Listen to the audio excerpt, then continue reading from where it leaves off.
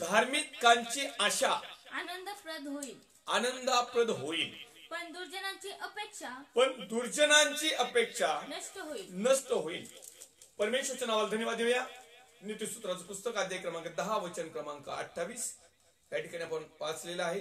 या ठिकाणी लिहिलेलं आहे, धार्मिकाची आशा आनंदप्रद होईल। जे धार्मिक आहे आणि असे लोक जे आशा ठेवतात, त्यांची जी आशा आहे, ज्याही गोष्टीविषयी असेल, ज्याही अपेक्षा असतील, ज्या इच्छा असतील, ज्या प्लॅन असतील, ज्या अपेक्षा असतील, ज्या प्रार्थना असतील, ज्या विनंती असतील, जे काही साकडं असेल, जे काही मागणं असेल, जे काही हवं असेल, परंतु जे धार्मिक आहेत अशा लोकांनी जी आशा धरलेली आहे, त्यांच्या जीवनामध्ये ती आशा त्यांच्यासाठी आनंद देणारी होईल। म्हणजे याचा अर्थ त्या आशेचं उत्तर मिळेल, याचा अर्थ ती आशा पूर्ण होईल, याचा अर्थ ती अपेक्षा पूर्ण होईल, याचा अर्थ ती इच्छा पूर्ण होईल, याचा अर्थ ती प्रार्थना ऐकण्यात येईल, याचा अर्थ आम्ही हातात घेतलेले काम सिद्धीस जाईल। परंतु कुणाचं? जे धार्मिक आहे त्यांचं। अनेक लोक परमेश्वरावर आशा ठेवतात, परंतु अधर्म प्रमाणे असतात, अधार्मिक असतात, देवाचा सन्मान आदर करत नाहीत, देवाच्या विधी आज्ञा नियम पाळत नाहीत, परमेश्वराने सांगून दिलेल्या बऱ्याचशा गोष्टीचं पालन करत नाहीत, आणि मग मात्र आमच्या जीवनामध्ये, अंतःकरणामध्ये, विचारामध्ये, मनामध्ये आणि सातत्याने एक परमेश्वरापासून एक चांगल्या गोष्टी मिळण्याची ते आशा ठेवतात, आणि परमेश्वरापासून आमचं जीवन कशा प्रकारे आनंदित होईल याकडे ते विशेष करून लक्ष देतात, परंतु धार्मिकतेकडे ते लक्ष देत नाही। धार्मिकता काय आहे? धर्म कशाला म्हटलेला आहे? धार्मिकता कशाला म्हटलेलं आहे? धार्मिक जीवन कसं म्हटलेलं आहे? आणि म्हणून धार्मिकांची जी आशा आहे ती आनंदप्रद होईल। त्या धार्मिकतेच्या आशेमधून किंवा जे धार्मिकतेमध्ये वागणारे माझे भाऊ बहीण आई वडील आहेत, त्या प्रत्येकाच्या जीवनामध्ये आशा ठेवलेली ती आशा पूर्ण झाल्याचा आनंद होईल, पण दुर्जनाची अपेक्षा नष्ट होईल।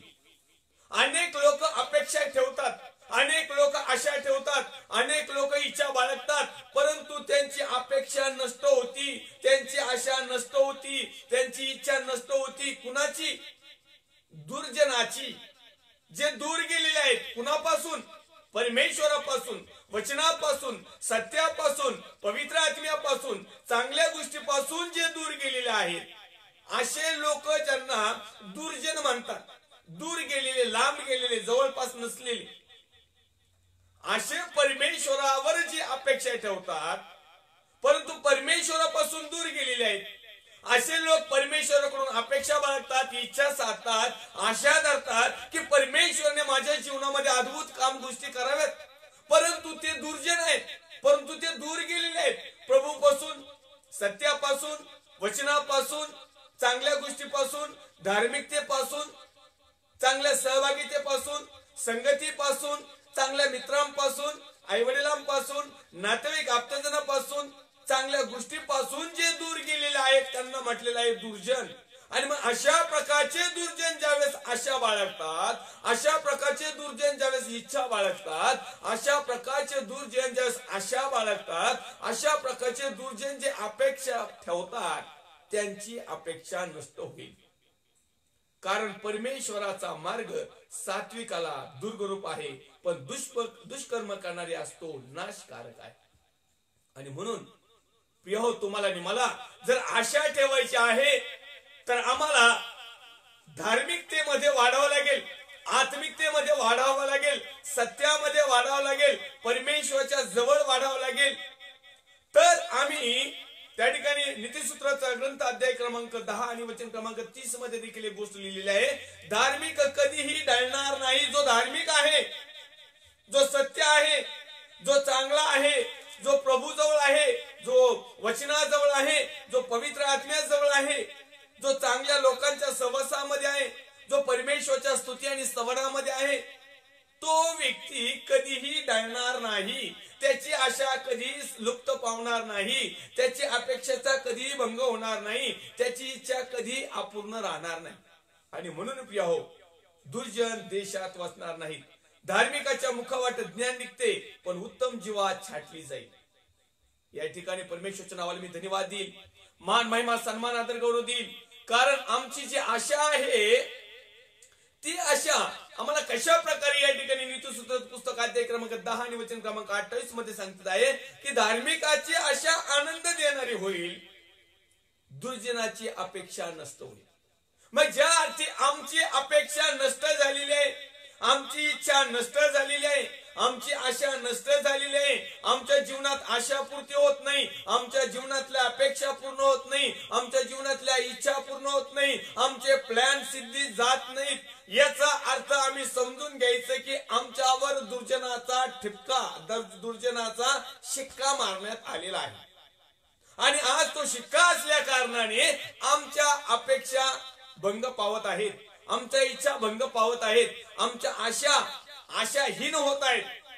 आणि म्हणून प्रिय, जर आज देखील ती वेळ गेलेली नाही, तो शिक्का खोडून टाकण्यासाठी तुम्हाला आणि मला परमेश्वराचा भय धरणं, परमेश्वराच्या जवळ येणं, परमेश्वराचं भय धरलं की आम्हाला ज्ञान प्राप्त होईल. ज्ञान काय एकदा आम्हाला प्राप्त झाली की आम्ही सत्याच्या शोधामध्ये जाऊ.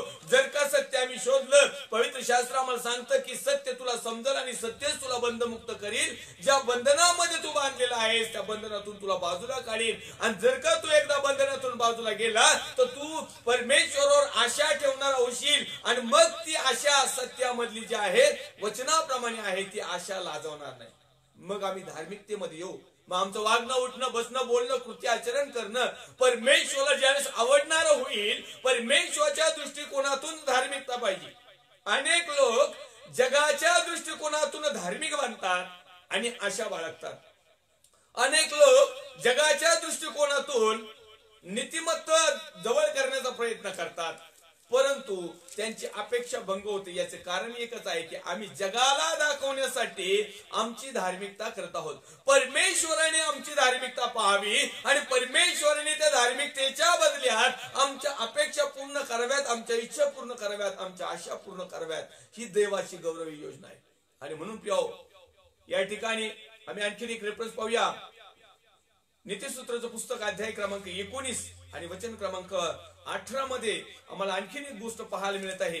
काही आशा असेल तर आपल्या पुत्राला शासन कर, त्याचे वाटोळे व्हावे अशी इच्छा धरू नको. पुन्हा एक वार वाचूया. काही आशा असेल तर आपल्या पुत्राला शासन कर, त्याचे वाटोळे व्हावे अशी इच्छा धरू नको. अनेक लोक दुसऱ्याचं वाटोळं व्हावं अशी इच्छा धरतात. मग दुसऱ्याचं वाटोळं व्हावं अशी इच्छा धरली तर आपलं केव्हा चांगलं होणार आहे? दुसऱ्याचं नुकसान व्हावं जर अशी आपली अपेक्षा असली तर आपलं कधी चांगलं होणार आहे? कधी फायदा होणार आहे? कधी आपल्याला मोठा आशीर्वाद मिळणार आहे? काही आशा असेल तर आपल्या पुत्राला शासन कर. आपला पुत्र जर चुकत असेल, त्याच्यापासून चांगल्या गोष्टी व्हाव्या म्हणून जर आपण जर त्याला शासन करत असेल तर ते योग्य आहे. म्हणून परमेश्वराचं वचन आम्हाला सांगतंय की जितके काही देवाचे पुत्र आहेत, जितक्यांनी काही परमेश्वराच्या नावाला स्वीकारलेला आहे, त्या प्रत्येकाने पुत्र आणि कन्या होण्याचा जर अधिकार त्याला मिळालेला आहे किंवा आम्ही स्वीकारलेला आहे, तर परमेश्वर आम्हाला तपासण्यासाठी दुःखरूप भट्टीमध्ये घालतो. जे नाही करून त्या दुःखरूप भट्टीमध्ये आमच्या अंगावर असणारा मळ, पाप, अशुद्धपण, अमंगळपणा, अविश्वासूपणा, अधार्मिकतापणा, अनितिमानपणा, जेवढ्या काही गोष्टी आहेत त्या परमेश्वराच्या त्या अग्नीच्या भट्टीमध्ये म्हणजे वचनाच्या माध्यमात टाकल्यानंतर त्या संपल्या जातात. जसं की सोनं शुद्ध आहे की अशुद्ध आहे हे तपासण्यासाठी एका अग्नीच्या कुंडात किंवा अग्नी फायर मध्ये टाकलं जातं. आणि मग ती अग्नी त्या सोन्यावर असणारं जे कवरिंग आहे, वेगवेगळ्या प्रकारची धूळ, माती, जे काही असेल त्याला डाग, तो डाग ते अग्नी काय करते, ती काढून टाकते आणि प्युअर सोनं त्या ठिकाणी ठेवते. सोन्याला पारखण्यासाठी त्या ठिकाणी अग्नीचं शासन द्यायला जातं. आणि म्हणून परमेश्वराचं आम्हाला हे देखील सांगतं की मी जितक्यावर मी प्रेम करतो तितक्यांना मी शासन देखील करतो. ही परमेश्वराची आम्हाला पारखण्याची एक पद्धत आहे. ही परमेश्वराची आमच्या जीवनामध्ये एक आशा आहे. ही परमेश्वराची अपेक्षा देखील आहे. ही परमेश्वराची इच्छा देखील आहे की माझ्या लेकराला ताडण करीत असताना माझ्या पुत्रापासून या ठिकाणी वचन लिहिले, काही आशा असेल तर आपल्या पुत्राला शासन कर. परमेश्वराला आशा आहे की माझ्या एकाही लेकराचा नाश होऊ नये. परमेश्वराची आशा आहे की आम्ही सर्वजण सार्वकालिक जीवनामध्ये जावं. परमेश्वराची आशा आहे की माझे लोक धार्मिक व्हावं. परमेश्वराची आशा आहे की परमेश्वराच्या राज्यामधले आम्ही चांगले लोक व्हावं. परमेश्वराची इच्छा आहे, परमेश्वराची आशा आहे, परमेश्वराची अपेक्षा आहे. आणि म्हणून नीतिसूत्रात शलोमोन राजा अध्याय क्रमांक 19 आणि वचन क्रमांक 18 मध्ये लिहिते, काही आशा असेल तर आपल्या पुत्राला शासन कर. जसं आमच्या स्वतःच्या लेकरांना एक चांगल्या प्रकारचं त्याच्याकडून आम्हाला एक अपेक्षा असती, आशा असती, त्याच्या जीवनामध्ये इच्छा असती. आणि ज्यावेळेस त्या इच्छा, अपेक्षा आणि आशा याला तडा जाणाऱ्या गोष्टी त्याच्या जीवनामध्ये आम्हाला दिसायला सुरुवात होतात, त्याच वेळेस लागलीच त्याचे आई वडील किंवा त्याचे वरिष्ठ बंधू बांधवी लगेच काय करतात, त्याला थोडस छेडी लावतात, किंवा त्याला थोडस ताडण करतात, किंवा त्याला थोडेसे दाबदडप करतात, किंवा थोडस शासन त्याला करतात. त्या शासनाच्या पाठीमाग त्या आई वडिलांचा एकच आशा आहे की आपल्या पुत्रापासून काहीतरी चांगलं निर्माण व्हावं. अशाच प्रकारे परमेश्वर ज्यावेळेस त्याच्या बिलोस भाऊ बहीण आई वडील विश्वासणाऱ्या लेकरांना बऱ्याच अंशी त्यांच्याकडून चांगलं व्हावं, त्यांचं भलं व्हावं, ते सुखी व्हावेत, ते समाधानी असावेत, ते सार्वकालिक जीवनाचे वाटीकरी असावेत, या जगामध्ये जिवंत जगत असताना देखील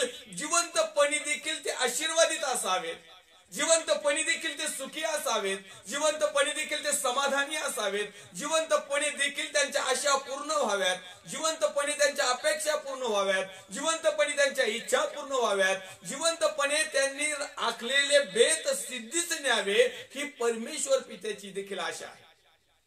मग यासाठी अनेक अंशी परमेश्वर पिता त्याच्या पुत्राला शासन देखील करतो. आमचं वाटोळं हो अशी आमच्या परमेश्वराची इच्छा नाही. आम्ही नरकात जावं अशी आमच्या परमेश्वराची इच्छा नाही. आम्ही अधोलोकाचं तोंड बघावं ही आमच्या परमेश्वराची इच्छा नाही. तर आमच्या परमेश्वराची इच्छा अशी आहे की आम्ही सार्वकालिक वतनाचे वाटेकरी व्हावं. आणि म्हणून या ठिकाणी लिहिते, काही आशा असेल तर आपल्या पुत्राला शासन कर, त्याचे वाटोळे व्हावे अशी इच्छा धरू नको. परमेश्वराची तर इच्छा नाही तुमचं आणि माझं वाटोळं व्हावं, पण तुमची आणि माझी जरी इच्छा असली ना आपलं वाटोळं व्हावं, प्रेज द लॉर्ड, काही अडचण नाही. सागरामधून एखादा तांब्याभर पाणी जर काढलं तर सागर काही कमी होत नाही. आणि म्हणून मला तुम्हाला सांगायचंय प्रिय या ठिकाणी या वचनाच्या माध्यमातून की परमेश्वर जर कदाचित आमची इच्छा, आमची अपेक्षा, आशा लांबणीवर जर टाकीत असेल, किंवा ती ताबडतोब पूर्ण करीत नसेल, किंवा लगेच तिचं उत्तर मिळत नसेल, किंवा लगेच साक्ष निर्माण होत नसेल, तर निराश होऊ नका, घाबरू नका, हताश होऊ नका. कारण परमेश्वर त्याच्या पुत्राला शासन करीत आहे. शासन कसं की आमची प्रार्थना लगेच नाही ऐकली, 1 आठवड्याने ऐकली, 1 महिन्याने ऐकली, 6 महिन्याने ऐकली, वर्षांनी ऐकली, कदाचित या कालावधी हे आमच्यासाठी शासन असेल. या शासनाच्या कालावधीमध्ये परमेश्वराची आशा अपेक्षा इच्छा आमच्याविषयी ही आहे की आम्ही विश्वासात खंबीर आहोत का, आम्ही विश्वासाला चिटकून आहोत का, आम्ही मनामध्ये खेद निर्माण करत आहोत का, आमचा वचनावर ठाम विश्वास आहे का, आम्ही धीर धरत आहोत का, आम्ही संयम धरीत आहोत का, परमेश्वराच्या गौरवासाठी परमेश्वराच्या वतीनं आलेल्या शासनाचं आम्ही स्वागत करीत आहोत का. आज त्याच्या पाठीमागचा हेतू तो आहे. देवाचं वचन प्रिय तुमच्या आणि माझ्यासाठी एक आशावादी आहे. आणि म्हणून नीतिसूत्रात त्या ठिकाणी लिहितंय की आशा असेल तर आपल्या पुत्राला शासन कर. परमेश्वराची आशा आहे, डायरेक्ट परमेश्वराची तुमच्या आणि माझ्याविषयी आशा आहे की आम्ही आशावादी असावं, आम्ही अपेक्षावादी असावं, आम्ही इच्छा धरणारे असावे. आणि यासाठी परमेश्वराने केलेल्या शासनाचं स्वागत करणारे देखील असावे. कारण परमेश्वर ज्यावेळेस शासन करतो त्यावेळेस आमचं वाटोळं हो म्हणून करत नाही. आई वडील ज्यावेळेस त्याच्या लेकराला शासन करतात, दंड देतात किंवा त्याच्यावर रागवतात, याचा अर्थ त्याच्या लेकराचं वाटोळं व्हावं म्हणून नाही, तर त्याच्याविषयी त्यांची इच्छा असते की माझ्या लेकराने एक चांगल्या प्रकारचा हुद्दा करावा, माझ्या लेकराने चांगल्या प्रकारचं ऑफिसर बनावं, माझ्या लेकराने एक चांगल्या प्रकारचं धार्मिक बनावं, माझ्या लेकराने देवाला आवडणारं पात्र बनावं, माझ्या लेकराने नियमानुसार जीवन जगावं, माझ्या लेकराने सगळ्या प्रकारच्या परमेश्वराच्या राज्याच्या वाढीसाठी झटावं, ही इच्छा असते. अशाच प्रकारे परमेश्वर पित्याची तुमच्या आणि माझ्याविषयी हीच इच्छा आहे की आमचं नरकाच्या राज्यात जाऊन वाटोळ होऊ नये, अधोलोकात आम्ही तरफडू नये, जगातल्या खेलीखुशालीमध्ये अटकून. याचा अर्थ असा नाही की आम्ही खेलीखुशाली करू नये. परमेश्वर निश्चितार्थाने आम्हाला खेलीखुशालीसाठी निर्मित केलेलं आहे. त्याने मनुष्याची निर्मिती दुःखासाठी केली नाही, त्याने मनुष्याची निर्मिती शापासाठी केली नाही, त्याने मनुष्याची निर्मिती एक आशाहीन लोकांसाठी केली नाही, त्याची मनुष्याची निर्मिती अपेक्षा भंगासाठी केली नाही, मनुष्याची निर्मिती इच्छा अपूर्ण राहाव्या म्हणून केली नाही. या सगळ्या गोष्टी पूर्ण करण्यासाठी तर परमेश्वराने आमची निर्मिती केलेली आहे. याचा अर्थ निश्चित आम्ही सुखी समाधानाने, वैभवाने, ऐश्वर्याने, हर्षाने, सुखाने, भरभराटीने जीवन जगावं ही देखील परमेश्वराची आशा आहे, ही देखील परमेश्वराची इच्छा आहे आणि आमची पण तीच आहे. फक्त दोघांच्या इच्छेमध्ये प्रॉब्लेम असा आहे की आम्ही अधार्मिकतेच्या अनुसार इच्छा पूर्ण करू इच्छितो. अधार्मिकपणे, अनितिमानपणाने जीवन जगून आम्ही आशा ठेवतो. देवाला न आवडणाऱ्या गोष्टी करून आमच्या इच्छा पूर्ण करण्यासाठी आम्ही बऱ्याचशा गोष्टीचं एक प्रॅक्टिकल करतो, कृती करतो आणि ही कृती परमेश्वराला न आवडणी असल्या कारणाने या कृतीमुळे, या आचरणामुळे कदाचित आता आमच्या आशा, अपेक्षा, इच्छा पूर्ण होतील, परंतु यानंतरचा त्या दंड जर कदाचित देवाच्या इच्छेविरुद्ध जर असेल तर प्रिय हो, परमेश्वर तो रोखण्यासाठी बऱ्याच अंशी आमच्या आशा थोडा वेळ थांबून धरतो, आमच्या अपेक्षा थोडा वेळ थांबून धरतो, आमच्या इच्छा थोडा वेळ थांबून धरतो आणि उलट तो काय करतो की त्या ठिकाणी शासन करण्याचा प्रयत्न करतो. शासन वेगवेगळं आहे. परमेश्वर शासन करतो म्हणजे कठोर शासन नाही. परमेश्वर शासन करता आहे ते कठोर शासन शेवटच्या न्यायाच्या समाला राहणार आहे. आता तुम्ही आणि मी जिवंत आहोत, तुम्हाला आणि मला माझ्या तुमच्या मानाने पापाच्या दंड किंवा त्याचं शासन मिळालेलं नाही. ही एक देवाची कृपा आहे आणि म्हणून परमेश्वर जर आमच्याविषयी काही आशा ठेवत आहे तर त्याच्या पुत्राला शासन देखील करत आहे. अनेक लोकांना परमेश्वराकडचं शासन नको आहे. अनेक लोक म्हणतात अहो जगातलं शासन झालं तरी चालेल, जगातला दंड भेटला तरी चालेल, जगातला एखाद्या न्यायालयाने माझ्यासाठी एक जेलमध्ये जाण्याचा प्रबंध केला तरी चालेल, परंतु मी जगातलं सुख वैभव होणार, मी जगातली आशा पूर्ण करणार, मी जगातली अपेक्षा पूर्ण करणार, मी जगातली इच्छा वाटेल ते गोष्टी मी पूर्ण करणार, भले काही होते हो. ही गोष्ट इथलीच नाही, परंतु याच्या माध्यमातून जे आमच्याकडे पातक घडत आहे त्या पातकाचा जबाब इथं देखील आम्हाला शासन दंड करील आणि तो शासक जो येणार आहे, तो न्यायाधीश जो येणार आहे त्या ठिकाणचा दंड मात्र आम्हाला असह्य असा राहणार आहे. या ठिकाणचा दंड थोड्या वेळासाठी असेल, परंतु त्या ठिकाणचा दंड जो आहे तो सार्वकालिक आहे. कदाचित या ठिकाणी जीवन जगत असताना एखादा जर गुन्हेगार आहे आणि त्याने शासनाच्या एक नियमानुसार असा भयंकर गुन्हा केलेला आहे की तो मरणदंडास पात्र होईल, किंवा असा भयंकर गुन्हा केलेला आहे की तो मरणापर्यंत फाशी राहील किंवा त्याला मरणापर्यंत जेलमध्ये टाकण्यात येईल, फार तर फार एवढाच दंड न्यायालय ठोकू शकतो. परंतु यानंतरचा जो न्याय होणार आहे, जो न्यायवैभवी राजा येणार आहे, त्याच्याकडे मात्र जो दंड आहे तो सार्वकालिक जीवनासाठी आहे. इथं काही वर्ष असेल, काही महिने असतील, परंतु त्या ठिकाणी सार्वकालिक कधी न संपणार असा दंड जर आम्हाला नको असेल आणि म्हणून आमचा परमेश्वर आमच्याविषयी त्याच्या आशा चांगल्या आहेत की माझ्या लेकराला अशा प्रकारचा दंड होऊ नये, म्हणून तो काय करताय की आपल्या पुत्राला शासन करतो. आणि परमेश्वर अशाच लेकरांना शासन करतो की ज्यांच्यावर तो प्रेम करतो.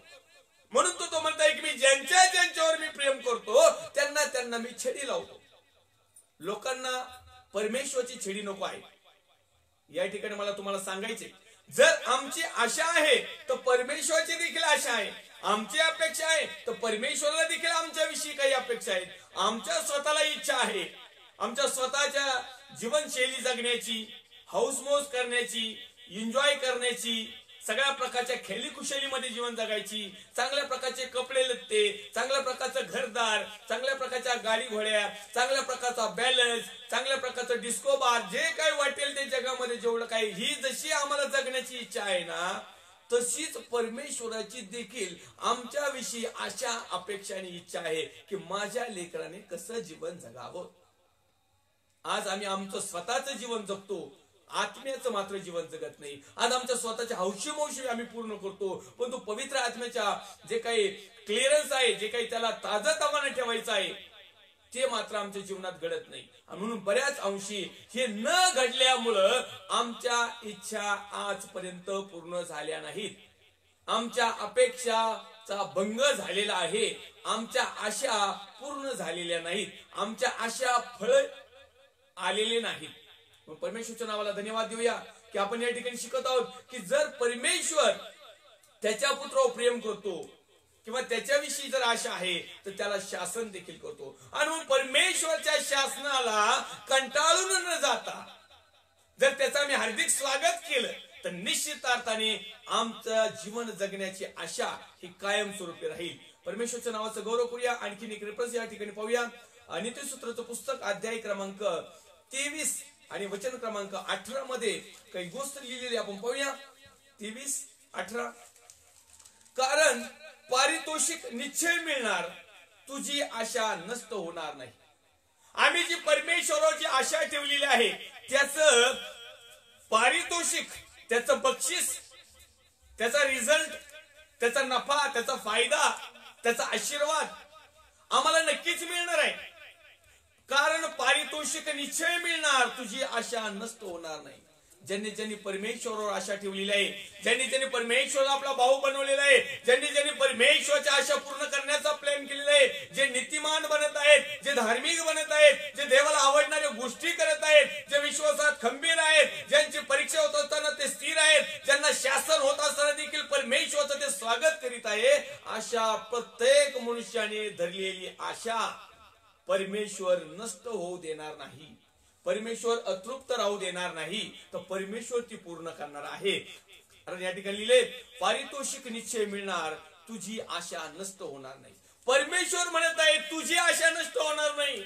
आज आम्ही एकमेकाला म्हणू शकतो की ही गोष्ट माझ्याच्याने पूर्ण होणार नाही, ही गोष्ट खूप अवघड आहे, पण तू परमेश्वर स्वतः तुम्हाला आणि मला अभिवचन देतोय. परमेश्वर न बदलणारा देव आहे. आम्ही म्हणून सातत्याने इब्री लोकांच्या पुस्तकामधले एक टॉपिक आम्ही म्हणत असतो कायम, ख्रिस्त काल आज आणि युगानुयुग सारखाच आहे, तो कधी न बदलणारा देव आहे. आणि म्हणून प्रिय तो परमेश्वर नीतिसूत्राचा अध्याय क्रमांक 23 आणि वचन क्रमांक 18च्या माध्यमातून आज तो आम्हाला क्लेम करत आहे, आज तो आमच्याशी बोलत आहे, आज तो आमच्याशी करार करत आहे, तो आमच्याशी तो शपथपूर्वक सांगत आहे. कारण सर्व काही नष्ट होईल परंतु देवाचं वचन नष्ट होणार नाही, देव बदलणार नाही. मग तो परमेश्वर म्हणत आहे कारण पारितोषिक निश्चय मिळणार, तुझी आशा नष्ट होणार नाही. मग जर परमेश्वर म्हणत आहे, आव्हान करत आहे परमेश्वर, परमेश्वर आमच्या बाजूने म्हणत आहे तुझी आशा मी नष्ट होऊ देणार नाही, निश्चय पूर्वक सांगतो, 100% गॅरंटी म्हणून सांगतो. परमेश्वर म्हणत आहे की मी तुझं आशा नष्ट होऊ देणार नाही, त्याचं मी पारितोषिक देईल, त्याचा मोबदला तुला देईल, त्याची प्रॉफिट तुला देईल, त्याचा आशीर्वाद तुला देईल, त्याचा नफा तुला देईल, त्याच्या माध्यमातून येणारं सुख वैभव मी तुला देईल, त्या पाठीमागून येणारं सार्वकालिक जीवनाचं वतन मी तुला देईल, तुला पुत्रकन्या होण्याचा अधिकार देईल, तू जे जे काही मागशील मी ते तुला देईल, तुझ्या सर्व बेत मी सिद्धीस नेईल, तू जाताने उठताने बसताने आशीर्वादित होशील. परंतु केव्हा? ज्या वेळेस आम्ही परमेश्वराच्या आशा आणि अपेक्षा आणि इच्छा काय आहेत जोपर्यंत आम्ही जाणून घेत नाही तोपर्यंत परमेश्वर आमच्या श्रमाचं किंवा आमच्या अपेक्षेचं उत्तर देणार नाही. आणि म्हणून प्रिय पहिल्या प्रथम आम्ही त्याला ओळखून घेणं खूप गरजेचं आहे. त्याचं आमच्याविषयी काय मत आहे, काय म्हणणं आहे, काय अपेक्षा आहे, काय इच्छा आहे, काय प्लॅनिंग आहे, हे आम्ही परमेश्वराला समजून घेतलं पाहिजे. जसं एखादा व्यक्ती दुसऱ्या फोनवर बोलत असताना एकमेकाचं ऐकून घेतात आणि नंतर एकमेकाला उत्तर देतात, दोन्ही संगच बोलायला लागले तर दोघाला कुणाला समजणार नाही. आणि म्हणून एक बोलतो दुसरा ऐकतो, दुसरा बोलतो पहिला ऐकतो, आणि ज्यावेळेस दोघांची समंजसपणा त्या शब्दावर, त्या वाक्यावर किंवा ज्या काही गोष्टीबद्दल ते हिदगुज करीत आहे, जोपर्यंत ती समजत नाही तोपर्यंत योग्य असं उत्तर मिळत नाही. अशाच प्रकारे परमेश्वराची इच्छा काय आहे, परमेश्वराची आशा काय आहे, परमेश्वराची अपेक्षा काय आहे? जोपर्यंत आम्ही स्वतः समजून घेत नाही तोपर्यंत आमची इच्छा अपेक्षा आशा काय हे परमेश्वर समजून घेणार नाही. दोघांनी एकमेकाला समजून घेतलं पाहिजे. कारण परमेश्वरचं वचन सांगतंय, जर तुम्ही ख्रिस्ताचा स्वीकार केलेला आहात तर ख्रिस्ताने तुम्ही एक आहात. जर तुम्ही आत्म्याचा स्वीकार केलेला आहात तर आत्म्याच्या प्रेरणेने चला. जर तुम्ही वचनाला आपला भाऊ बनवलेला आहे तर त्या वचनाप्रमाणे तुम्ही चला. मग आम्हाला परमेश्वराची इच्छा काय आहे प्लस आमची इच्छा काय हे समजेल. मग आम्हाला पवित्र आत्मा आणि वचन आम्हाला समजून सांगेल की माझी जी आशा आहे ती आशाही नाही, माझी जी अपेक्षा आहे ती व्यर्थ आहे, माझी जी इच्छा आहे ती माझ्या फायद्याची नाही.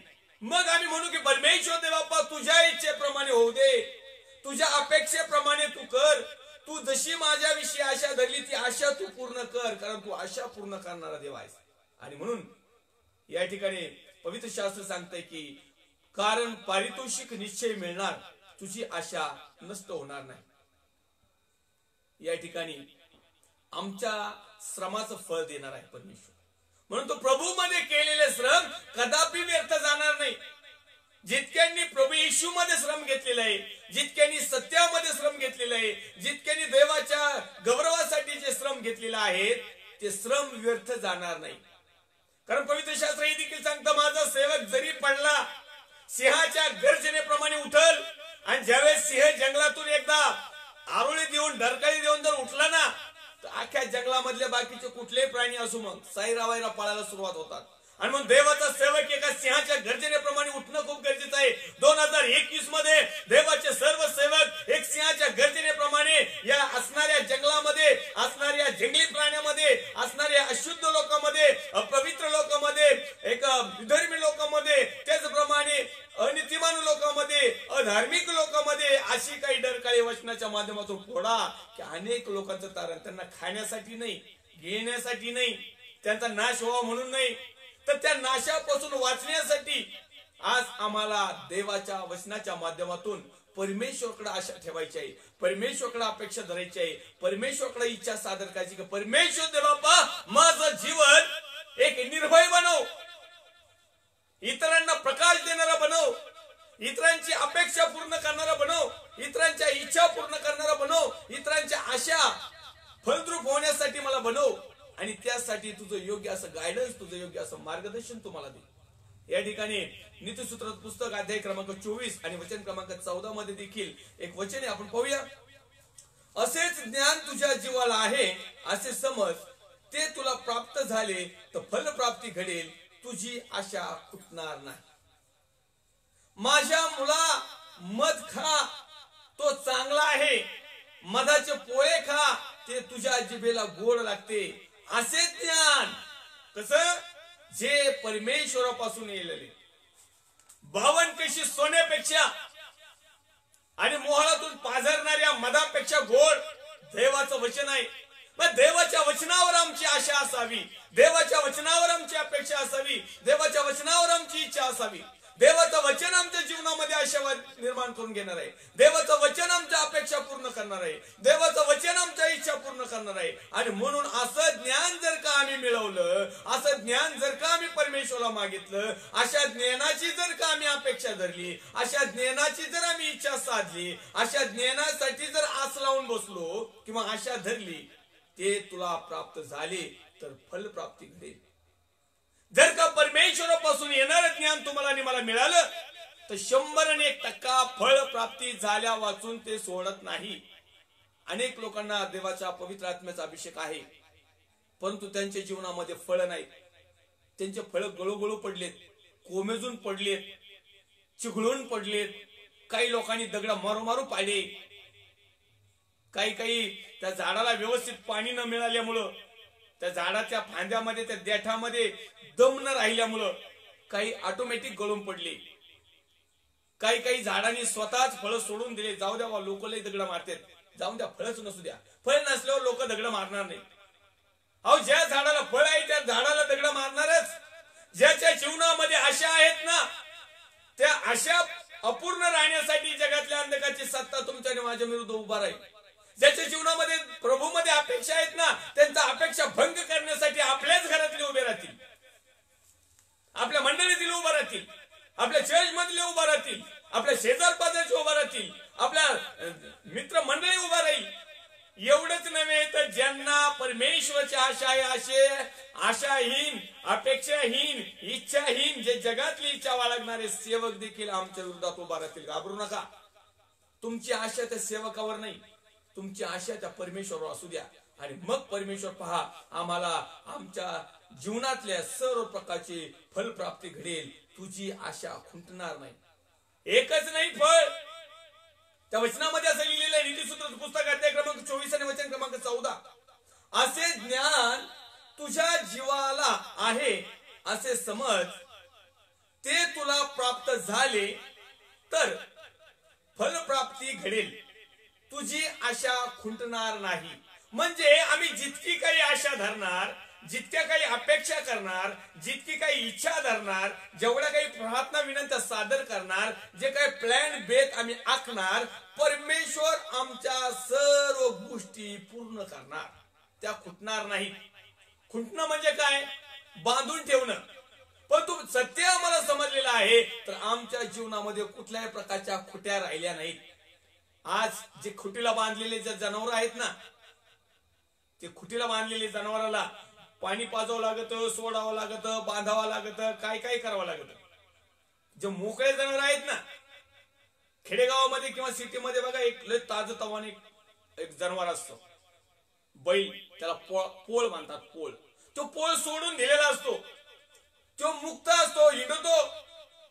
वाटेल त्या गोष्टी त्याला मिळतात. त्याला कोणी हातही लावित नाही, त्याला कोणी बांधितही नाही, त्याला चारा नाही, त्याला वैरण नाही, त्याला खुटीही नाही, आणि तो खुटीला राहतही नाही. आणि जर का त्याला खुटी बांधली, तो खुटी सकट ज्यांनी बांधलाय त्याला सुद्धा उचलून न्यायला घाबरणार नाही. अशा प्रकारे खुटीला बांधलेलं नाही. अनेक लोक खुटीला बांधून सेवा करतात. एका ठिकाणी खुटी ठेवलेली असते, त्या खुटीला बांधलेल्या असतात. त्या खुटीच्या पलीकडे जात नाही. जेवढं दावं त्यांचं लांब असेल ना, तेवढाच राऊंड मारून येतात. परमेश्वरचं वचन आम्हाला सांगतं, जा आणि संपूर्ण राष्ट्रात सुवार्तेची घोषणा करा. छटाकभर एरियामध्ये नाही.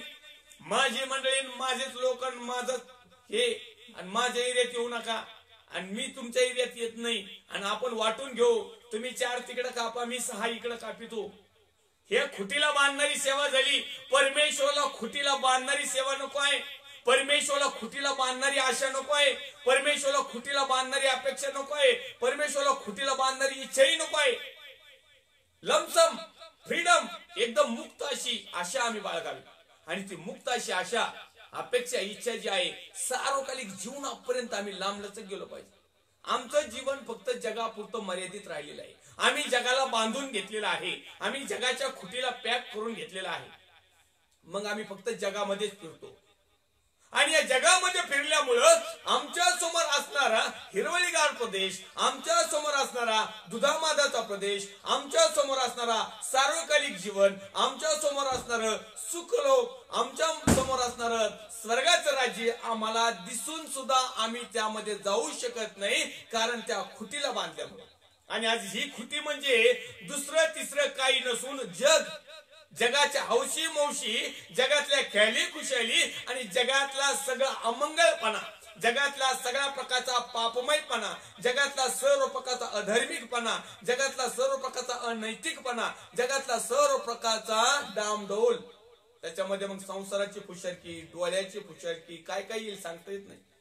ह्या खुटीला जर पिओ तुम्ही आणि मी बांधलेला आहोत, तर जगातल्या आशा तुमच्या पूर्ण होतील, जगातल्या अपेक्षा पूर्ण होतील, जगातल्या इच्छा पूर्ण होतील. परंतु त्यानंतरचा जो प्रवास आहे, त्यानंतरचा जो आशीर्वाद आहे, त्यानंतरची जी आशा आहे, त्यानंतरची जी इच्छा आहे, त्यानंतरची जी अपेक्षा आहे, ती पूर्ण होणार नाही.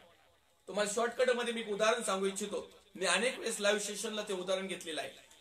जवळजवळ 20-25 वेळेस ते उदाहरण झाले असेल. एक श्रीमंत मनुष्य आहे आणि तो जगामध्ये खेळी खुशालीमध्ये जीवन जगत आहे. त्याच्या सर्व आशा तो पूर्ण करत आहे, सर्व अपेक्षा पूर्ण करत आहे, सर्व इच्छा तो पूर्ण करत आहे. वाटेल ते तो त्या ठिकाणी खात आहे, वाटेल तशा गोष्टी करत आहे, वाटेल ती पैशा पाण्यामुळं, त्याच्या डामडौलामुळं तो अनेक गोष्टी खरेदी करीत आहे. ज्या ज्या गोष्टीवर त्याचं मन बसतं, ज्या ज्या गोष्टी त्याला हव्या आहेत, त्याच्या पैशाच्या स्वरूपात, त्याच्या दमदाटीच्या स्वरूपात, त्याच्या पॉवरच्या स्वरूपात, त्याच्या प्रेस्टिजच्या स्वरूपात, त्याच्या अधिकाराच्या स्वरूपात, त्याच्याकडे असणाऱ्या धन दौलतीच्या स्वरूपात तो सगळ्या आशा, अपेक्षा, इच्छा पूर्ण करतो.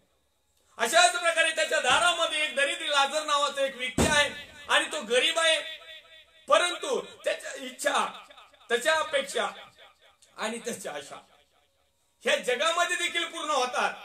आणि पुढे आम्ही पाहूया, एक प्रकारे तो आजारी होता, गरीब होता, दरिद्री होता, त्याला कुठल्याही प्रकारचा सोर्स नव्हता आणि म्हणून त्याने एकच आशा ठेवली, हे परमेश्वरा, या भूतलावर जोपर्यंत मी जीवन असेल तोपर्यंत माझ्यासाठी तू तरतूद करून दे.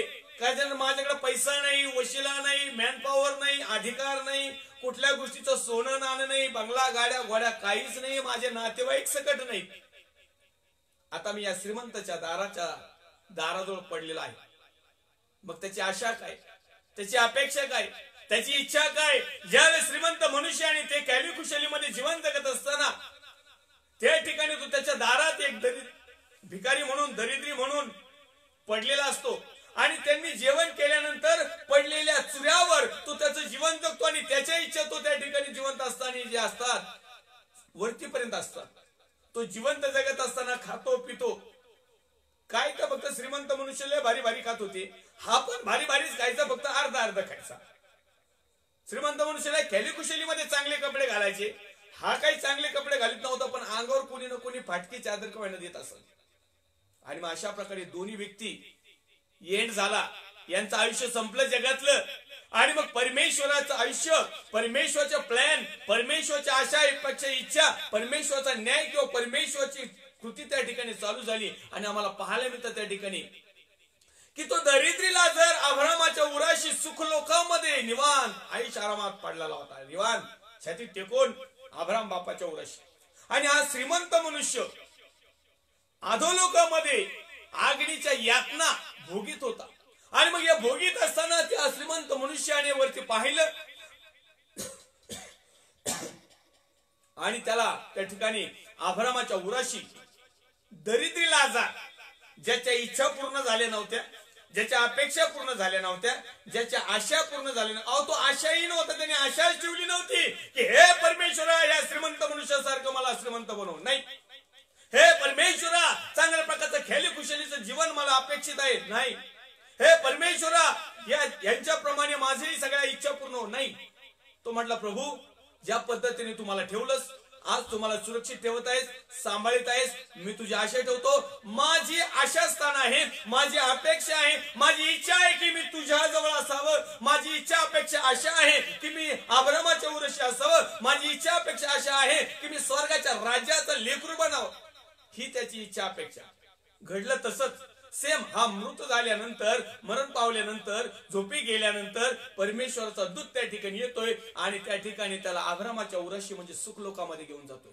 दुसऱ्या प्रकारे श्रीमंत मनुष्याची जी आशा, अपेक्षा, इच्छा जगिक जीवनामध्ये त्याने जगत होता, त्याने खेळी खुशालीमध्ये तो जगला आणि तो म्हणला, ओके, आता काही मेलो तरी काय अडचण नाही, आपल्या सगळं काही आयुष्य आराम झाले, इच्छा पूर्ण झाल्यात, सगळ्या प्रकारचा खेळी खुशाली केली, सगळ्या प्रकारचा डान्स हंगामा केलाय, सगळ्या प्रकारचा दारू दारफाडा केला, सगळ्या प्रकारचे मटणाचे प्रकार खाल्ले, सगळ्या प्रकारचं काय काय पेलो, सगळ्या प्रकारचे कपडे लिहिलो, सगळ्या प्रकारचे दागिने, सोनं नाणं, जेवढी संपत्ती, जेवढं सगळं पाहिलंय. ओके, तिथं गेल्यानंतर जेव्हा तो अग्नीमध्ये पडला, तिथे गेल्यानंतर जेव्हा अग्नीचे चटके त्याला पडायला लागले आणि मग त्याची इच्छा जागृत झाली, हे प्रभू, हे अब्रामा बाप्पा. आता या ठिकाणी श्रीमंत मनुष्याची इच्छा काय, श्रीमंत मनुष्याची अपेक्षा काय, श्रीमंत मनुष्याची आशा काय? तो म्हणताय, हे बाप्पा अब्रामा, तुझ्या उराशी बसलेला तो दरिद्री लाजर होता ना, त्याला फक्त म्हणावा, एक करंगळी पाण्याचे थेंब बुडव आणि एक सोड, मला जरा थोडस बरं वाटत, इथं मी अग्नीने तळपत आहे. त्याची इच्छा काय? एक थेंब पाणी पिण्याची. इथं बॅरल दारू प्यायला असेल, आख्या कोंडवाडा म्हणलं तर खाल्ला असेल, आख्या सुरतची बाजारपेठ मिळून एवढे कपडे घातले असतील, सगळ्या दुनियात प्लॉट, बंगला, गाड्या, सोनं नाणं खरेदी केलं असेल. तिथे एका पाण्याच्या थेंबासाठी तो इच्छा दर्शवित आहे, अपेक्षा बाळगीत आहे आणि तो आशा ठेवतोय कदाचित देईल, अपेक्षा बाळगतोय कदाचित देईल, कारण या दरिद्री लाजरपेक्षा तर मी काही पटीने भारी होतो. परंतु त्या ठिकाणी म्हणतो, हा माझा पुत्र, हा विश्वासणारा, हा धार्मिक, हा देवाला भिवून वागणारा, हा सात्विक, हा नीतिमान आहे, त्यात समाधान मानणारा, जिवंत असताना त्याने या ठिकाणची अपेक्षा केली आणि तू जिवंत असताना जगातली अपेक्षा केली, तर तुझ्याप्रमाणे तुला जगात मिळालं, याच्याप्रमाणे आज याला सार्वकालिक जीवनामध्ये मिळत आहे. आणि मग तो म्हणत आहे हे शक्य होऊ शकणार नाही. मग तो म्हटला नाही, असं होऊ देऊ नका. मी इथं 7.5 मध्ये जीवन जगत आहे. आता माझ्या पाठीमागे काय काय लागले मला सुद्धा सांगता येणार नाही. माझे 5-6 भाऊ घरी, गावात घरी, ते माझ्यासारख्याच पावलावर पाऊल ठेवून आलेत. त्यांच्या इच्छा अपेक्षा अशा माझ्यासारख्याच आहेत. तर त्यांना जाऊन सांगा कुणीतरी की इथं यातना कठीण आहेत, इथं काही खरं नाही, हे जगात हौशीमौशीचं जीवन. याचा अर्थ असा नाही, मला तुम्हाला याचा अर्थ असा पण नाही सांगायचं की हौशीमौशीचं जीवन जगू नका, खेलीकुशलीचं जीवन जगू नका, सुखी जीवन जगू नका, आशीर्वादी जीवन जगू नका, वैभवाचं जीवन जगू नका, आयुष्य आरामाचं जीवन जगा. प्रिय, परमेश्वराने तुम्हाला याच्यासाठी निवडलेलं आहे. परंतु हे जीवन जगत असताना सार्वकालिक इच्छा आम्ही कशा पूर्ण करू, देवाच्या नावाचा महिमा आम्ही कसा करू, देवाची अपेक्षा आम्ही कशा पूर्ण करू, देवाची देखील आमच्याविषयी काय आशा, हे कसं आम्ही समजून घेऊ आणि त्याप्रमाणे जीवन जगू. त्यावेळेस तुम्ही खेली खुशालीमध्ये करू शकता. असं नाही की श्रीमंतांना देवाच्या राज्यात प्रवेश मिळणार नाही. कोणत्या श्रीमंतांना? तो वेगळे श्रीमंत. पण तू परमेश्वराच्या दृष्टिकोनातून श्रीमंत जरी श्रीमंती असली, परंतु तो परमेश्वराच्या दृष्टिकोनातून जर त्या श्रीमंतीच्या माध्यमातून जीवन जगत असताना देखील जगाला त्याने वश केलं, जगाला त्याने वरचढ झाला, जगाचं त्याने डोकं ठेचलं, त्या मोहपाशामध्ये तो सापडला नाही आणि त्या माध्यमातून देवाचा गौरव केला, त्या माध्यमातून देवाची अपेक्षा पूर्ण केली, त्या माध्यमातून देवाची इच्छा पूर्ण केली, त्या माध्यमातून देखील देवाच्या आशा पूर्ण केल्या. अशा व्यक्तीचा देखील प्रवेश आहे ना. आणि म्हणून तुम्ही कंगाल असावं असंही पण नाही. देवाने तुम्हाला आणि मला कंगालीसाठी नाही ठेवलं. उदाहरण म्हणून या ठिकाणी त्यांनी सांगितलं की आमच्या अपेक्षा इच्छा अशा काय असाव्या. अनेक लोकांच्या इच्छा अपेक्षा फक्त जगातल्याच आहेत. आणि म्हणून आम्ही पाहतो त्या ठिकाणी 24:14 मध्ये त्यामध्ये लिहिले, तसे असेच ज्ञान तुला जीवाला आहे असे समज, ते तुला प्राप्त झाले तर फलप्राप्ती घडेल, तुझी आशा खुटणार नाही.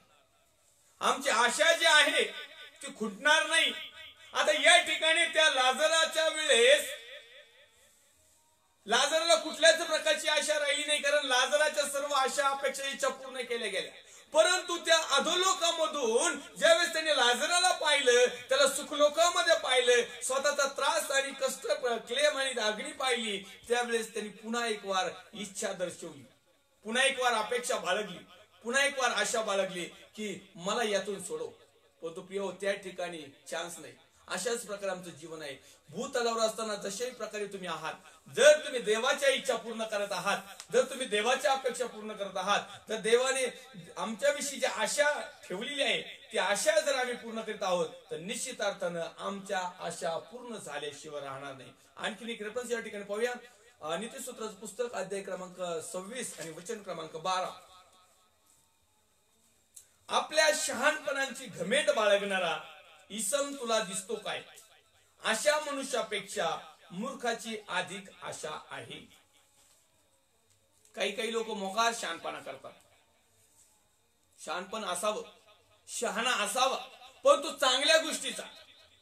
शहाणपण असावं परंतु वचनाचं. शहाणपण असावं परमेश्वराच्या आशा संबंधीचं. शहाणं राहावं परमेश्वराच्या अपेक्षा काय. शहाणं असावं परमेश्वराची इच्छा पूर्ण करण्यासाठी. परंतु अनेक लोक शहाणे झालेत जगातली इच्छा पूर्ण करण्यासाठी. अनेक लोक शहाणे आहेत स्वतःची अपेक्षा पूर्ण करण्यासाठी. अनेक लोक शहाणे आहेत स्वतःच्या आशा पूर्ण करण्यासाठी, आणि ते करत देखील आहेत. मग परमेश्वर असं म्हणत आहे की आपल्या शहाणपणाची घमेंड बाळगणारा इसम तुला दिसतोय काय? असे शहाणे लोक, नियमशास्त्राधीन असणारे, शास्त्री, परुषी, सदुकी, अनेक पंथी, गलत शिक्षण देणारे, प्रकटीकरण लाभणारे, एकमेकाचं भविष्य सांगणारे, जोगतीन बायांनो, जोगतीन बाबा, जे वेगवेगळ्या प्रकारचे आहेत ना शहाणपणा दाखवणारी, असा घमेंड बाळगणारा जर इसम दिसला, आम्हाला पाहिला, तर परमेश्वरचं वचन आम्हाला नीतिसूत्रामध्ये सांगतंय अशा मनुष्यापेक्षा मूर्खाची अधिक आशा आहे. जो मूर्ख आहे ना त्याची अधिक आशा आहे. कारण मूर्ख जो आहे तो मूर्खतेपासून बाजूला येऊ शकतो, मूर्खाचा मूर्खपणा जाऊ पण शकतो. परंतु जे घमेंडी आहेत ना, जे शहाणे आहेत ना, त्यांचा मात्र चकणाचूर झाल्याशिवाय राहणार नाही. आणि म्हणून आम्ही परमेश्वरामध्ये शहाणे असावेत, घमेंडी नसावेत. आम्ही घमंड कशाचा बाळगावा? वधस्तंभाचा घमेंड नको म्हणतो, सत्याच्या वचनाचा घमंड नको म्हणतो. सत्या बाबतीत शहाणपणा नाही, वचनाच्या बाबतीत शहाणपणा नाही, आत्म्याच्या बाबतीत शहाणपणा नाही, चांगल्या वागण्याच्या बाबतीत शहाणपणा नाही, धार्मिकतेच्या बाबतीत शहाणपणा नाही. जगातल्या गोष्टीमध्ये मात्र शहाणे लोक झाले. आणि मग हे शहाणे लोक घमेंड बाळगणारी. कशाची घमेंड बाळगतात? मोठे मिनिस्ट्री, मोठं चर्च, मोठं दानपात्र, मोठ्या बिल्डिंगा, मोठ्याल्या गाड्या, मोठमोठ्याल्या टूर, मोठं नाव, याची घमेंड बाळगतात. परंतु परमेश्वर ज्यावेळेस पाहतो त्याची आशा अशा शहाण्या मनुष्यामध्ये आहे का? त्याची आशा, अपेक्षा, इच्छा अशा घमेंड करणाऱ्या मनुष्यामध्ये आहे का? तो ती पूर्ण करत आहे का? कदाचित मूर्ख मनुष्य या आशा आणि पूर्ण करत आहे. आणि म्हणून कदाचित तो म्हणत आहे की मनुष्यापेक्षा, अशा मनुष्यापेक्षा मूर्खाची अधिक आशा आहे. मूर्ख घमंड करत नाही, मूर्खाजवळ काहीच नसतं, त्याच्या मूर्खपणातच तो गेलेला असतो. तो कशाचा घमंड करील? कारण त्याला माहिती आहे आपल्याकडे काही चांगलं नाही. आणि म्हणून तो चांगलं मिळवण्यासाठी, चांगलं झटण्यासाठी कदाचित परमेश्वर त्याला ज्ञानबुद्धी देऊन त्याच्या मूर्खपणाची. आणि मी तुम्हाला सांगू दे, आणखी एक गोष्ट मला सांगायची. परमेश्वर म्हणत आहे ज्ञानांना लाजवण्यासाठी मी मूर्खाची निवड केलेली आहे. त्यातला मूर्ख मी. ज्यांच्याकडे उत्तम ज्ञान आहे ना, ज्यांच्याकडले मोठमोठे मिनिस्ट्री आहेत ना, जे take it fire and give it fire and त्याच्यात उड्या मारा काय काय करतात, हे जे शहाणे आहेत ना, हे जे ज्ञानी पंडित आहे ना, त्यांना लाजवण्यासाठी वचनाचं शहाणपण परमेश्वरने मला दिलं. आणि त्या वचनाच्या माध्यमातून कदाचित अनेक लोक म्हणतात हो हे मूर्खच दिसतोय, आहे मी प्रभू मध्ये आहे. परंतु शहाण्यांना, ज्ञान्यांना लाजवण्यासाठी परमेश्वराने मूर्खाची निवड केली. बलवान आणि बलदंड आणि शक्तिहीनाला लाजवण्यासाठी निर्बळ, लुक्के सुक्के, बोंबील असे नुसते वारेने लोटणार यांची निवड केली. कदाचित न जाणू एखाद्या लांगीत जर पडला, एखाद्या डावात जर सापडला, तर किती मोठा पैलवान असू, चारी मुंड्या चित झाल्याशिवाय राहणार नाही. कारण वाळलेल्या माणसाला माहिती असतं मी तर येतो मला पाडणार, पण याला आपल्या एका झटक्यात याला कसं पाडायचं. आणि शक्तीने काय करतो, माझ्याकडे खूप ताकद आहे म्हणून तो ताकदीच्या जोरावर जातो, माझ्याकडे खूप पैसा आहे म्हणून तो पैशाच्या जोरावर जातो, माझ्याकडे खूप माणसं आहेत म्हणून तो माणसाच्या जोरावर जातो, माझ्याकडे खूप मोठं चर्च म्हणून चर्च बिल्डिंग कडे जातो, माझ्याकडे मोठं दानपात्र म्हणून तो दानपात्रावर जातो. हे तुमच्या कामाला येणार नाही. हे श्रीमंत मनुष्य तिथं आडत बसला, हे बापा ब्रह्मा अशी वेळ प्रिय तुमच्यावर येऊ नये. म्हणून आमच्या शहाणपणाची अक्कल आम्ही बंद ठेवावी, आमच्या शहाणपणाचा घमेंड आम्ही बाळगू नये. त्याच्यापेक्षा प्रभूसाठी, प्रभूची आशा, अपेक्षा, इच्छा कशी आहे आणि ती आम्ही कशा प्रकारे पूर्ण करू. आणि मग आमच्या जीवनातल्या ज्या काही आशा अपेक्षा आहेत तो परमेश्वर कसा पूर्ण करील, यामधला जो दुवा आहे तो खूप महत्वाचा आहे. आणि म्हणून आम्हाला शलोमोन राजा नीतिसूत्र करता त्या ठिकाणी 26:12 मध्ये सांगत आहे की आपल्या शहाणपणाची घमेंड बाळगणारा इसम तुला दिसतोय काय? अशा मनुष्यापेक्षा मूर्खाची अधिक आशा आहे. आणि म्हणून परमेश्वर जगाच्या दृष्टिकोनातून कदाचित आम्ही ज्ञानी नसेल, जगाच्या दृष्टिकोनातून आम्ही मालदार नसतो, जगाच्या दृष्टिकोनातून आमच्याकडे कुठल्या प्रकारचं एक डॉक्टरीन नसेल, आमची PhD झालेली नसेल, डॉक्टर पदवी आम्ही 10,000 रुपये देऊन विकत घेतलेली नसेल, कदाचित आम्हाला मोठमोठ्याला पोस्टही नसतील, कदाचित लोक आम्हाला ओळखत पण नसतील, परंतु देव आम्हाला ओळखतो. कारण देवाच्या इच्छा, देवाची आशा, देवाची अपेक्षा पूर्ण करण्यासाठी आम्ही लीनात लीन होऊन, दिनात दिन होऊन, गरीबातला गरीब राहून परमेश्वराच्या नियमानुसार बावन कशी सोन्यापेक्षा उत्तम आणि मोहळातून पाजणाऱ्या मधापेक्षा गोड जर देवाचं वचन आमच्या जवळ आहे तर निश्चित अर्थाने आमची आशा कदापि लाजणार नाही, आमची अपेक्षा कदापि भंग होणार नाही, आमची इच्छा कधी अपूर्ण राहणार नाही. आणि मग त्यावेळेस लोक आम्हाला मूर्ख म्हटले तरी चालतील. मग आम्ही पण छाती टोक म्हणे म्हणायचं ज्ञानाला लाजवण्यासाठी मूर्खाची निवड झाली आहे. आणि मग छाती ठोकपणे म्हणायचं मी त्यातला एक मूर्ख आहे. मग जे ज्ञानी आहेत ना ते ओळखून घेतील परमेश्वराविषयी आम्ही सज्ञान असावं, परमेश्वराविषयी आम्ही अजान नसावं, परमेश्वराच्या आशा अपेक्षा इच्छाविषयी आम्हाला माहिती असावी. आणि ती माहिती असण्यासाठी आम्हाला देवाच्या वचनामध्ये रमावं लागेल, देवाचं वचन ऐकावं लागेल, देवाचं वचन सांगावं लागेल. आणि देवाचं वचन नुसतं ऐकणं आणि सांगणं नाही तर देवाच्या वचनावर आम्हाला जीवनक्रम जगायला सुरुवात करावं लागेल. ज्यासाठी देवाने परमेश्वराने 2021 वर्षाचं 7वा दिवस जर आमच्या जीवनामध्ये दिलेला आहे त्याची इच्छा हीच आहे प्रिय, त्याची आशा हीच आहे, त्याची अपेक्षा हीच आहे की आम्ही इतरांना सदन करणारे असावेत, इतरांना तारणाकडे घेऊन जाणारे असावेत, इतरांची आशा पूर्ती करणारे लोक असावेत, इतरांची अपेक्षा पूर्ण करणारी लोक असावेत, इतरांची इच्छा पूर्ण करण्यासाठी आमचं योगदान असावं, आमची सेवा असावी, आमची मंडळी असावी, आमची सेवा असावी, आमचं जगणं उठणं सगळं काही तो असावा. आणि यामधून लोकांना आशावादी बनवणं हे जर देवाने आमच्यावर कामगिरी दिलेली आहे. कारण आशा आम्हाला एखाद्या मनुष्यावर ठेवायला सांगायची नाही, आशा आम्हाला एखाद्या पाळक साहेबाचा पत्ता द्यायचा नाही, आशा आम्हाला एखाद्या मिनिस्ट्रीच्या एखाद्या मेन डायरेक्टरला किंवा बिशप साहेबाला किंवा रेव्हरंड साहेबाचा त्याच्यावर आशा ठेवायला सांगायचं नाही. तो जो जिवंत परमेश्वर जो होता, जो आहे आणि जो येणार आहे, तो कधी न बदलणारा देव आहे, जो आशा पूर्ती करणारा आहे. आणि जो वचनाच्या माध्यमातून तुम्हाला आणि मला ज्याने आशा लावलेली आहे तो आशा पूर्ण करणाऱ्या परमेश्वराचा पत्ता आम्हाला द्यायचा आहे.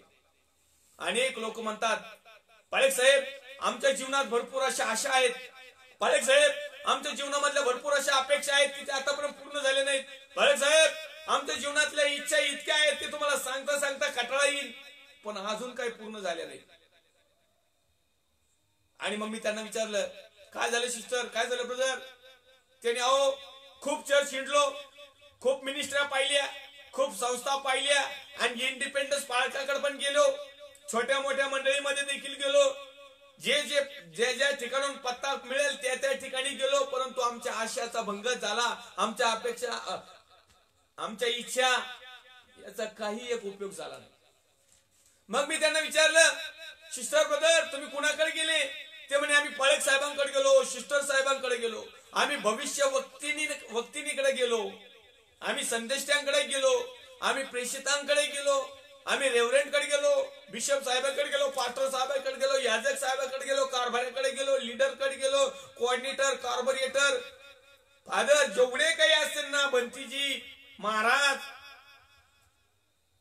सगळ्या प्रकारचे काजी, सगळ्यांकडे जाऊन बघितलं परंतु आमची आशा आजही अपूर्ण आहे, आमची अपेक्षा आजही पूर्ण झालेली नाही, आमची इच्छा आजही पूर्ण झाली नाही. मी प्रभू येशू ख्रिस्ताचा सेवक या नात्याने तुम्हाला शेवटचा एक पत्ता देतो. तुम्हाला जगाने भरपूर पत्ते दिले असतील, भरपूर संस्थेचे नाव दिले असतील, भरपूर फोन नंबर दिले असतील. आज मी प्रभू येशू ख्रिस्ताचा सेवक या नात्याने 2021 मध्ये तुम्हाला एक नवीन नाव सुचवतो आणि ते नाव आहे प्रभू येशू ख्रिस्त. त्याचा नंबर आहे इरम्या 33:3. जुन्या काळातला जर डायल केला तर त्यामध्ये लिहिले मला हाक मार म्हणजे मी तुला उत्तर देईन, तुला ठाऊक नाही तशा गहन आणि गुप्त गोष्टी सांगल. दुसरा नंबर देतोय 14 अंकी नवीन काळातला योहान सुसमाचार 14वा अध्याय 14व्या वचनामध्ये अजून तुम्ही माझ्या नावाने काही मागितलं नाही, तुम्ही मागा म्हणजे तुमचा आनंद मी पूर्ण करीन. हे 2 नंबर लावा, इरम्या 33:3 आणि योहान सुसमाचार 14:14. पहिला 33:3 म्हणजे 333 आणि दुसरा 14:14. योहान 14 आणि 14 वचन. इरम्याचा ग्रंथ अध्याय क्रमांक 33 वचन क्रमांक 3. हे 2 नंबर लावा. तुमच्या आशा पूर्ण झाल्याशिवाय राहणार नाही, तुमच्या अपेक्षा पूर्ण झाल्याशिवाय राहणार नाही, तुमच्या इच्छा पूर्ण झाल्याशिवाय राहणार नाही. आतापर्यंत तुम्ही जगातल्या पाळक लोकांना फोन लावला, त्यांच्यावरच विश्वास ठेवला आणि त्यांच्यावरच आशा सोडून दिल्या. पाळक साहेब तुम्ही जे करता ते खरं, पाळक साहेब आमचा तुमच्यावर पूर्ण विश्वास आहे, सिस्टर साहेब तुमच्यात आम्ही काय इतके फॅन झालेलो आहोत ना, तुम्ही प्रकटीकरण किती सुंदर सांगतात, वा वा वा. तुम्ही जसं करता तसं खरं. आज त्या आशाहीन लोकांसाठी, अपेक्षाहीन लोकांसाठी, ज्यांच्या इच्छा पूर्ण झाल्या नाहीत, अशा लोकांसाठी एकच नाव आहे, एकच नंबर आहे, एकच पत्ता आहे, एकच संस्था आहे, एकच मिनिस्ट्री आहे, ती म्हणजे प्रभू येशू ख्रिस्त. जगातल्या मिनिस्ट्री बद्दल बात करत नाही. ज्याच्या जीवनामध्ये प्रभू येशू ख्रिस्त आहे, ज्याच्या जीवनामध्ये सत्य आहे, ज्याच्या जीवनामध्ये देवापासून आलेला प्रभू येशूने पाठवलेला सत्याचा कैवारी पवित्र आत्मा आहे, आणि जो त्याप्रमाणे वागतो त्याच्या आशा, त्याच्या अपेक्षा, इच्छा सदैव पूर्ण होतात. आणि म्हणून माझ्या प्रिय भावांनो, बहिणींनो, आई वडिलांनो, पुन्हा एक वार मी परमेश्वरच्या नावाला धन्यवाद देतो. आपण या ठिकाणी आशा, अपेक्षा, इच्छा भाग 5 आपण पाहिलेला आहे. पुढच्या सेशनला 6व्या भागामध्ये देखील आम्ही अनेक देवाच्या वचनाच्या माध्यमातून काही गोष्टीचं चिंतन, मनन, अध्ययन करणार आहोत. यासाठी आपण आपला वेळ झालेला आहे. आपण या ठिकाणी थांबूया, छोटीशी प्रार्थना करूया. पवित्र थोर सेनाधीश देव बाप्पा, जसे आहोत तसे तुझ्या पवित्र हातामध्ये येतो. प्रभू येशू ख्रिस्ताच्या नावात परमेश्वर आम्ही प्रार्थना विनंती करतो. आज आम्हाला परमेश्वर देव बाप्पा तुझ्या वचनाच्या माध्यमातून समजलेलं आहे की आमच्या अपेक्षा, आमच्या इच्छा केवळ तुझ्यावर असाव्यात आणि तू त्या पूर्ण कराव्यात. प्रभू येशू ख्रिस्ताच्या नावामध्ये आम्ही प्रार्थना विनंती करतो. परमेश्वर देव बाप्पा, विशेष करून आमच्या भारत देशासाठी, महाराष्ट्र राज्यासाठी, महाराष्ट्र राज्याचे मुख्यमंत्री माननीय उद्धवजी साहेब, त्यांचे सर्व सहकारी टीम, पोलीस डिपार्टमेंट, नर्सेस, सेवाभावी संस्था, डॉक्टर्स लोक, सर्व प्रकारचे परमेश्वर देव बिलिव्हर्स, भाऊ बहीण, आई वडील, देवाचे अभिषिक्त सेवक सेविका, विश्वासणारे भाऊ बहीण, पुन्हा एक वार परमेश्वर देव बाप्पा, त्याचप्रमाणे ज्या संस्था आहेत, ज्या मंडळ्या आहेत, ज्या काही परमेश्वर देव बाप्पा चर्चेस आहेत, जे इंडिपेंडन्स असतील परमेश्वर देव बाप्पा, त्याचप्रमाणे मोठमोठाले जे क्रुसेड असतील, त्या प्रत्येकामध्ये प्रभू येशू ख्रिस्ता या समाला 2021 मध्ये तुझ्या इच्छा पूर्ण कशा प्रकारे आम्ही करू असं आम्हा प्रत्येकाला मार्गदर्शन कर. आज या समाज जे लाईव्ह होते त्यांना आशीर्वादित कर, जे यानंतर पाहतील त्यांना देखील आशीर्वादित जीवन दे. आणि या 2021चं संपूर्ण टार्गेट आम्ही तुझ्या पवित्र हातामध्ये समर्पित करतो. ज्या ज्या ठिकाणी अभिषिक्तांच्या सेवा चाललेल्या असतील, सभा चाललेल्या असतील, प्रभू येशूच्या नावात पवित्र आत्म्याचं सामर्थ्य त्या ठिकाणी दिलंस, सभा आशीर्वादित केल्यास त्याबद्दल तुझे आभार मानतो. येशू ख्रिस्त आमचा तारणारा, जो होता, जो आहे आणि जो येणार आहे, त्या पवित्र प्रभू येशू ख्रिस्ताच्या नावात मागतो, स्वर्गीय पिता तू आहे. आमेन. प्रभू येशू रक्त की जय, प्रभू येशू रक्त की जय, प्रभू येशू रक्ताचा जयकार असो. Amen, amen, amen. Praise the Lord. Thank you. God bless you.